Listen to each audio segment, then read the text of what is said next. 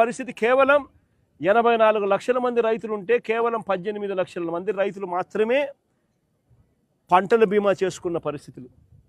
అది కూడా ఆ 18 లక్షలు బ్యాంకు రుణాల కోసం పొందడానికి బ్యాంకుల దగ్గరికి వెళ్ళినప్పుడు, బ్యాంకులు రుణాలు మంజూరు చేసినప్పుడు ఖచ్చితంగా ఇన్సూరెన్స్ డబ్బులు కట్ చేసుకొని వాళ్ళు బ్యాలెన్స్ డబ్బులే రుణాలుగా ఇస్తున్న పరిస్థితులు. కాబట్టి ఆ 18 లక్షల మందికైనా కానీ కనీసం ఆ మేరకైనా ఇన్సూరెన్స్ అయింది.